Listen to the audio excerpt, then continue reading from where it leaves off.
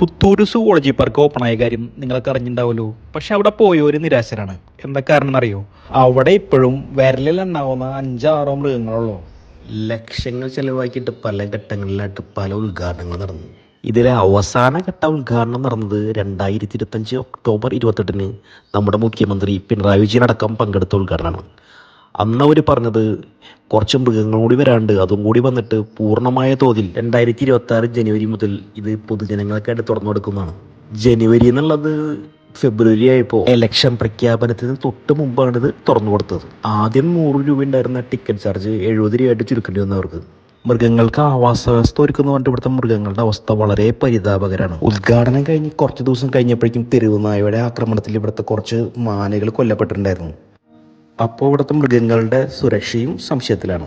Giraffe വരും, ആനക്കൊണ്ട വരും, ആനമയിൽ ഒട്ടകം വരും എന്നൊക്കെ പറഞ്ഞ് തള്ളിയിട്ട് തൃശ്ശൂരിലെ പഴയ സൂവിലെ മൃഗങ്ങളെ പോലും പൂർണ്ണമായിട്ട് ഇങ്ങോട്ട് മാറ്റാൻ അവർക്ക് കഴിഞ്ഞിട്ടില്ല. നമ്മൾ പഴയ സൂവിൽ പോയി അന്വേഷിച്ചപ്പോൾ കാണാൻ കഴിഞ്ഞത് ആ സൂ ഇപ്പോഴും പൂർണ്ണമായ നിലയിൽ പ്രവർത്തിക്കുന്നുണ്ട്. ടിക്കറ്റ് ചാർജ് പൂർണ്ണമായി ഒഴിവാക്കി പ്രവർത്തിക്കുന്ന ആ സൂവിൽ നിന്ന് കുറച്ച് പക്ഷികളെയും വിരലിലെണ്ണാവുന്ന കുറച്ച് മൃഗങ്ങളെയും മാത്രമേ മാറ്റിയിട്ടുള്ളൂ. സത്യം പറഞ്ഞാൽ സുവോളജി പാർക്കിനേക്കാൾ കൂടുതൽ കാഴ്ചകൾ ഇപ്പോഴും ഇവിടെ കാണാനുണ്ട്. മാത്രമല്ല ഇവിടെയുള്ള മ്യൂസിയവും പൂർണ്ണമായ നിലയിൽ ഇപ്പോഴും പ്രവർത്തിക്കുന്നുണ്ട്. അതിന് ചെറിയൊരു ചാർജ് ഈടാക്കുന്നുണ്ട്. അത് കാണാനായിട്ട് സംസ്ഥാനത്തിന്റെ പുറത്തുനിന്ന് പോലും ധാരാളം ആളുകളും ഇവിടേക്ക് വരുന്നുണ്ട്. ചുരുക്കി പറഞ്ഞാൽ ആ ടിക്കറ്റ് ചാർജ് എങ്കിലും നിലനിർത്തിയിരുന്നെങ്കിൽ കുറച്ച് പൈസയെങ്കിലും ഖജനാവിലേക്ക് വന്നേനെ.